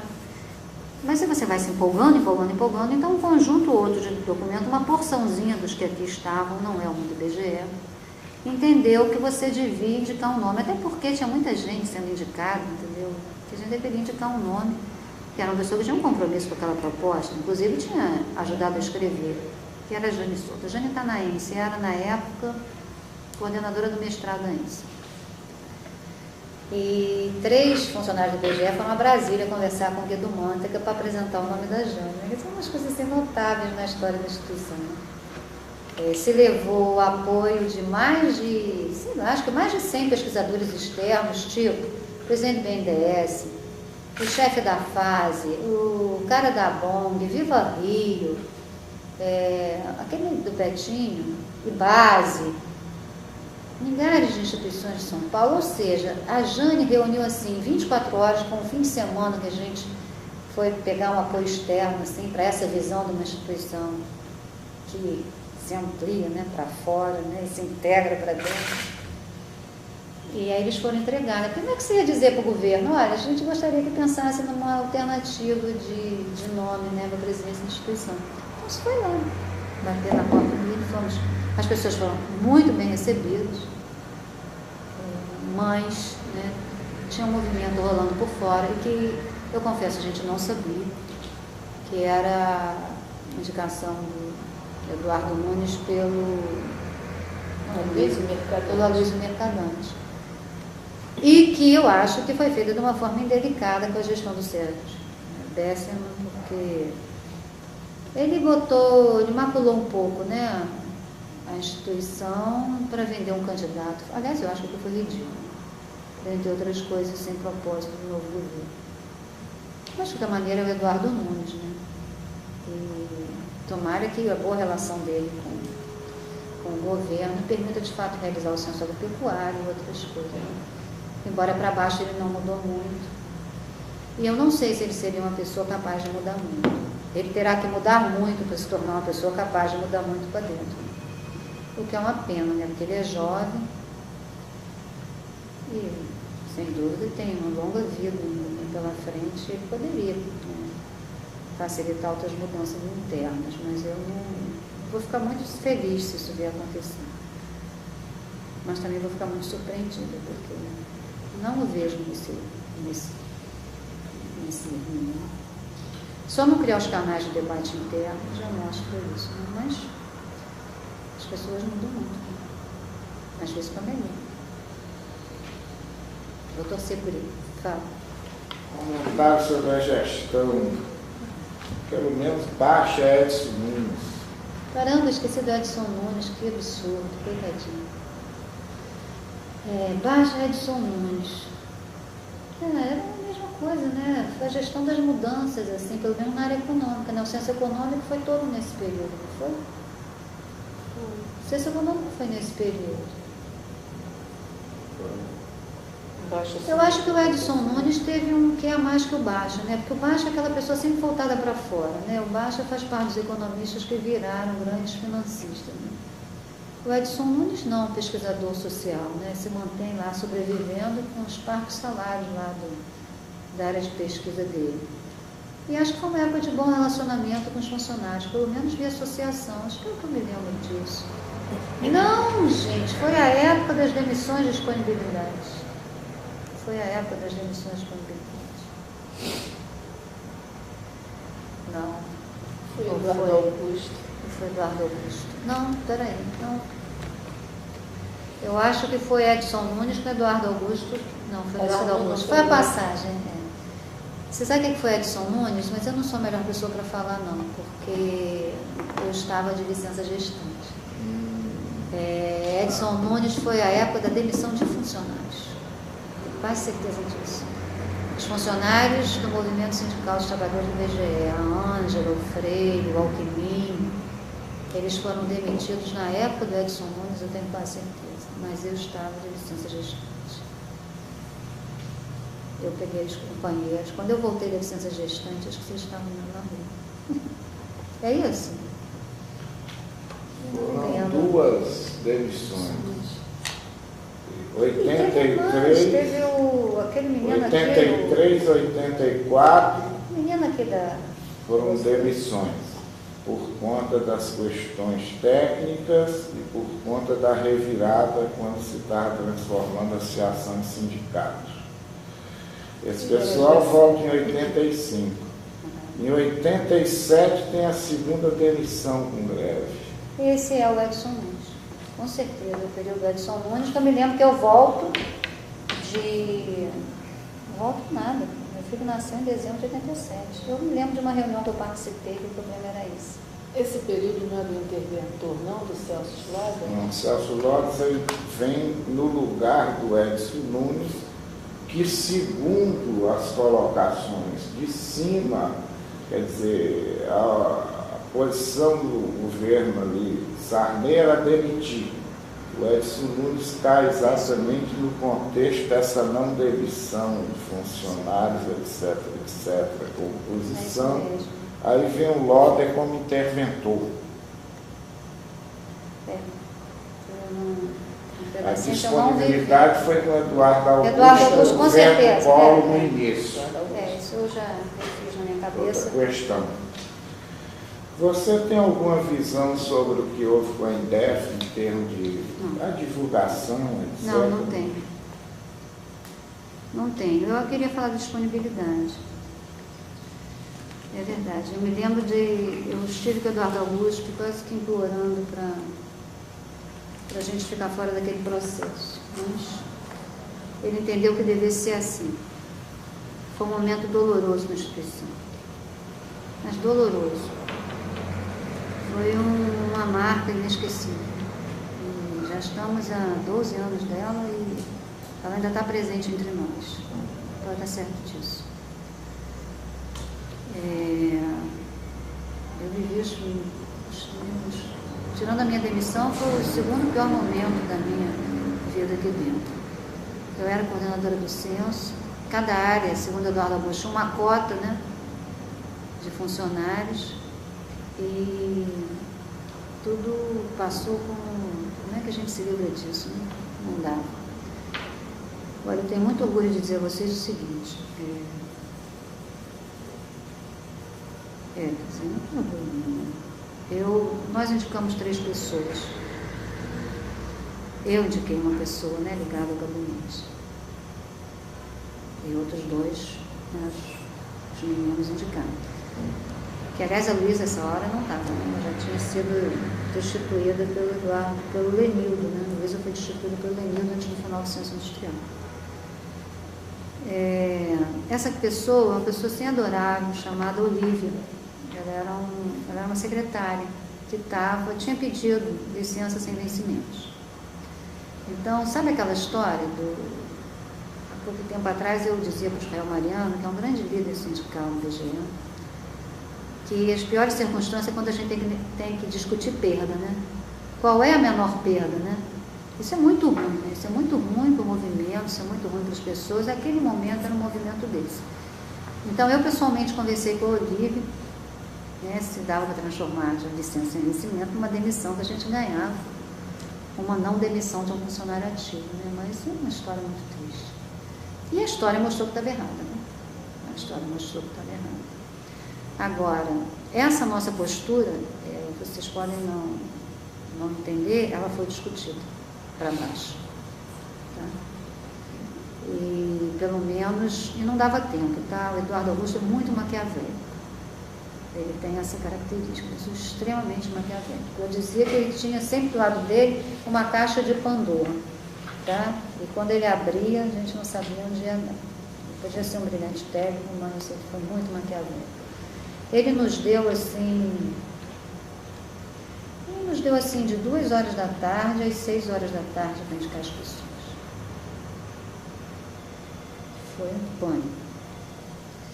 Então, deu para conversar com a Olívia. Agora, antes, se você entrega o cargo depois, como eu fiz, e Eduardo Mendonça fez, e outras pessoas fizeram, por que não entregar antes e não participar disso? Não é curioso isso? Por que não entregou antes? Né? Bom, porque ou você entregava ou tinha uma cota mágica lá também, e ela seria aplicada aleatoriamente sobre a sua folha de pessoal. Tá bom? Então, se você não indicasse a tua proporção, você ia aplicar aleatoriamente a proporção. Poderia cair sobre qualquer um. Ora, lembra que eu falei? Por que o funcionário quer ter um chefe, todo funcionário quer ter um chefe? Para que ele faça aquelas coisas que ele não quer participar. Né? Então, da reunião que houve, pelo menos na minha área, as pessoas me encostaram na parede nesse sentido. Você é chefe. Agora você vai até o final. Por quê? Não ir até o final significava que cada um ali, né, todos tendo certeza, né, que não seriam escolhidos, poderiam ser objeto de escolha, poderiam cair na malha. Né?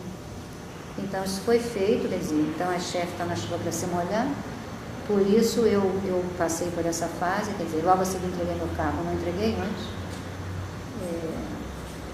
Quer dizer, todos têm a sua história, né? A gente acha que fez da melhor forma possível aquela negociação.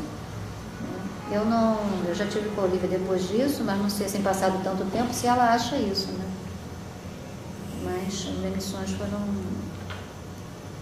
foram a forma mais eficaz de tentar quebrar o nosso espírito de corpo. Porque o que o Collor queria era isso como política explícita. E o lado maquiavélico de Eduardo Augusto fez isso ser vivido por nós exatamente dessa maneira. Porque nós enlouquecemos, né? Quer dizer, tirar dos cortes para você ficar livre do teu percentual, a gente ficou reunido quase até de madrugada, em algum local ali. O DECNA funcionava nessa época na Federação das Bandeirantes, no prédio da Federação das Bandeirantes, em frente ao aeroporto Santos Dumont. Nós ficamos reunidos lá até tarde da noite. Aí bolamos coisas maquiavélicas, que quem estava fora ia ter que voltar. Porque se quem estava dentro tinha que sair, quem estava fora tinha que voltar. umas coisas assim, isso foi feito mesmo, né? A Madalena volta nessa época, ela foi obrigada a voltar, que ela estava no Instituto de Economia. Né? Então é isso, foi uma experiência negativa, ruim, muito ruim. Que eu acho que a instituição não assimilou completamente. Agora, também ele não conseguiu quebrar completamente nosso espírito de corpo, do meu ponto de vista, tá? Eu acho que a ideia do trabalho em conjunto, tá? A aplicação disso, assim, com o máximo de intensidade durante o Censo 85. Eu acho que na área econômica ainda vai ter que ter mais uma geração aí de renovação para acabar com o espírito de corpo, que ainda não acabou não. Nós temos espírito de corpo, nós temos orgulho no nosso trabalho, a gente ainda tem assim, um mimetismo, né, em relação ao IBGE, que eu acho que é importante. Fala. Movimento sindical. A época quando eu fui demitida, a seguir, né, se intensifica a questão da CBGE e da revirada, né? Infelizmente, né? Foi uma defasagem histórica lamentável. Talvez se a história tivesse feito assim, eu não tivesse sido demitida. Porque naquela época a associação ainda não era, foi depois dali, né? Eu tenho uma coisa curiosa para te dizer. Você vai ficar chocado. Teve o Eurico aí no meio do caminho em algum momento, né? E quando o Eurico entrou, nós tínhamos trabalhado muito, né, na época de Suzano. Né? O Eurico queria que eu reassumisse a coordenação do censo econômico. Na época era coordenação, sei lá, não sei se é outro nome, mas era uma tal CCE, ou CE, Coordenação de Estatísticas Econômicas. E nessa época, no movimento sindical, nós estávamos em pleno curso da discussão SINPEG ou a CBGE, Sindicato Nacional. Tá? Quer dizer, a discussão da CBGE virar sindicato, ela está nesse momento. Né? Porque esse pessoal do SINPEG tinha feito um sindicato, a CBGE era associação, né? Não se gostava daquele pessoal, né? Então veio a proposta, né? Vamos discutir um plebiscito, né? Ou é SINPEG ou é a CBGE, Sindicato Nacional. Nós estávamos em pleno curso dessa campanha, onde eu considero que eu era uma das pessoas de frente dessa campanha. Aí eu recebo um telefonema, gente sentada dentro da coordenação do Núcleo Mangueira. Eu recebo um telefonema do presidente do IBGE, querendo saber minha resposta. E eu não tive dúvida não, tá? Eu hoje acho isso engraçado. Né? E também omiti essa informação. Quem sabe disso, Dudu sabe disso. Mas mais ninguém, né? Porque imagina se esses chatos, né? Que, tipo os freios da vida, né? Viessem a saber de uma coisa dessa, ou a oposição mesmo. Né? E eu disse que não posso, né? Os compromissos que eu assumi no movimento, você vai fazer ganhar outra proposta. Se eu saio dessa agora, ganho outra proposta, né? Quer dizer, olha aí, né, quem são os defensores daquela outra proposta. Né? Quer dizer, eu tinha entrado num caminho sem volta, né, em relação a isso. É isso. Não sei se foi bom para a instituição não ter aceitado a volta naquele momento, né? Mas foi um momento de inflexão da área de pesquisas econômicas, onde eu fui convidada pelo presidente do IBGE a voltar para o meu cargo e eu avaliei que eu não dormiria tranquila se eu, naquele momento, fizesse isso. Ai, não falei isso de jeito nenhum, mas... Isso é uma coisa... Isso é como eu diria, isso é uma coisa a mais do que o projeto de memória, que só o Dudu sabe disso. O Dudu e o Eurico. Não, e também a Tereza Araújo, a Jane Souto, o pessoal que virou a chefia deles sabe que eu disse não.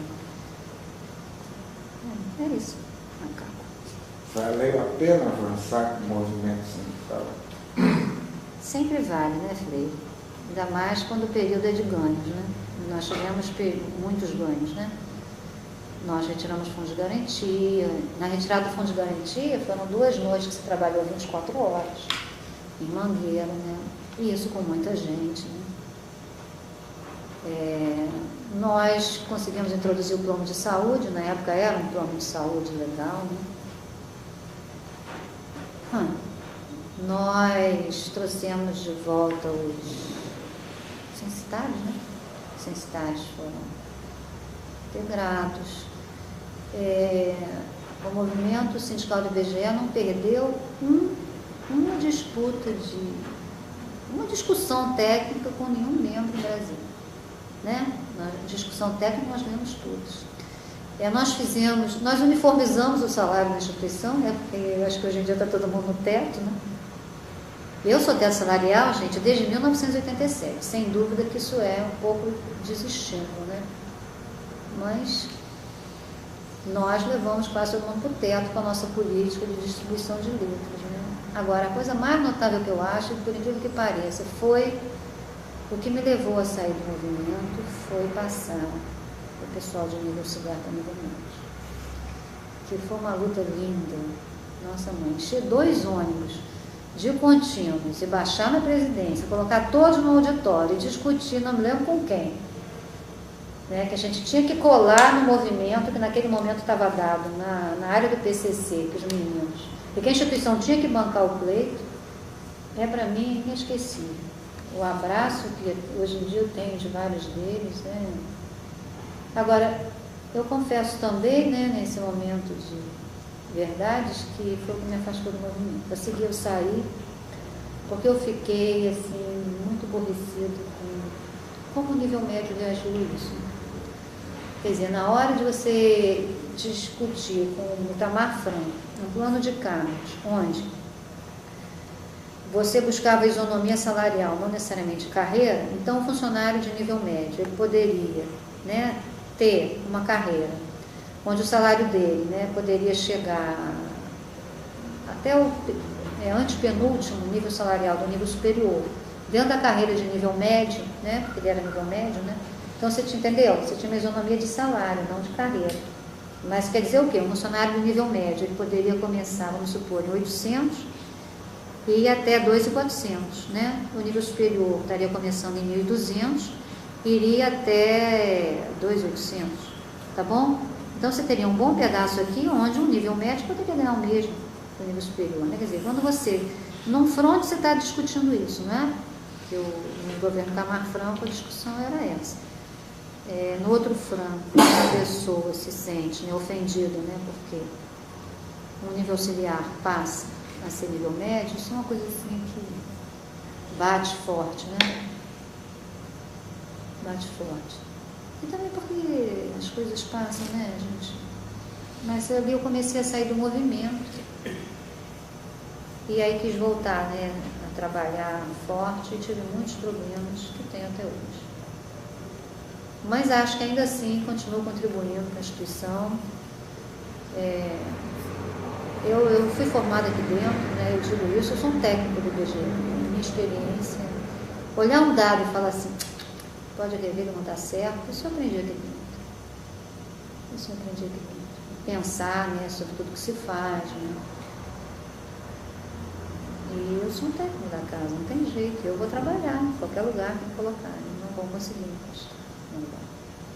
Eu fiz um belo trabalho na área do cadastro central de empresas, um belo trabalho. Eu inscrevi o IBGE no Circuito Internacional de Cadastros. Tem uma proposta de trabalho na área, discussão de eixos de prioridade, o grande e o pequeno, marcar capital estrangeiro, fusões e aquisições. Foi um belo trabalho do meu ponto de vista. Acho que também chegou ao seu fim, eu há 2 semanas pedi para sair e vou começar de novo. Deu sua visão de por que e como o Isaac saiu, faltou isso. Eu não me lembro. Ele foi questão destituído. Do Delfim. Mas eu não sei afirmar que a questão com o Delfim tenha levado à queda dele. Foram muitos anos que ele ficou no cargo. Tudo bem. Eu quis dizer o seguinte, foi uma época de absoluta integridade para a instituição e de trabalho importante para o país. Nós medimos o milagre, né? Nós medimos também a inflação do milagre, nós medimos também que a renda não estava sendo distribuída, nós medimos também que o crescimento não estava gerando frutos para todos, né? Nós começamos a medir naquela época. Então, é que o país tem que olhar para si mesmo, né? Se estudar e dizer para onde ele vai. Sistema Estatístico Nacional, IBGE, como coordenador. Muita gente considera que o IBGE não coordena efetivamente o sistema, tem gente que diz até que não funciona, gente que diz que ele funciona e tem algumas falhas e tal, em termos do IBGE efetivamente não coordenar 100% esse sistema. Qual é a tua visão? Não tem uma institucionalidade, né? Ele tem uma função que ele exerce muito em função de áreas específicas, né? Talvez na geografia ele exerça, mas na área econômica nem tanto. Na área social acho que isso não existe. Né? Quer dizer, hoje em dia você tem a Classificação Nacional de Atividades Econômicas, ela foi uma coisa que envolveu vários órgãos, né? E virou uma comissão nacional, né? Então nessa área tem, eu acho que o Eduardo Nunes fez um processo descentralizado de contabilidade na área de contas nacionais.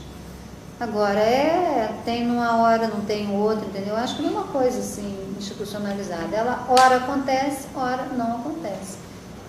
Quando acontece, não necessariamente é melhor do que se não tivesse acontecido também. Não sei avaliar. Eu não sei avaliar. Não sei. Eu acho que poderia ter mais, né? Alguma questão? Eu acho que o IBGE tem que ter a sua visão própria do seu papel e de aonde ele pode chegar, até para que ele saiba avaliar criticamente onde ele deveria estar e não está. Né? Porque você veja, até sob o governo Lula, coisas assim que não se esperava que estivessem acontecendo, acontecem, né? Você poderia estar tendo a discussão de posições, né, da instituição em alguns temas e que não está tendo, né? Está em outro, mas dizem que na área de vitimização a gente perdeu espaço, dizem que na área das estatísticas agropecuárias a gente perdeu espaço, quer dizer, a gente tem que saber direito qual é o nosso papel, né? Para onde eu vou. Hoje em dia você trabalha com planos, né? Agora, gente, os planos são discutidos pelas mesmas pessoas que estão há 15 anos nos mesmos cargos. Eu sei de uma instrução, né? No sentido de que esse plano teria sido definido há pouco tempo, que ele tivesse debate para baixo, mas não tem debate. As chefias vêm e falam assim, tem mais ideias? Quer dizer, aí você é só um fornecedor de ideias que ela vai vender do jeito que ela tiver competência para isso, né? E assim os planos são feitos. É isso? Eu acho que não. Eu acho que não. Planos que são feitos, que fazem a gente ser um produtor de dados, que está toda hora na mídia, e a gente está se perdendo por dentro, se perdendo, igual uma mina que vai minando, um dia a casa vai cair. E todos estaremos perdidos. Com certeza. Mais algum ponto que você faça questão de registrar? Obrigada. Esquecido, acho importante o trabalho de vocês. Pena que não tinha antes, né? Para pegar um professor Amaro Monteiro, Maria Rabenal, né? Na realidade, ele começou em 86, mas ele ficou parado até 2001. Vão em frente. Em que nós retomamos. Vão em frente. Boa sorte. Obrigado.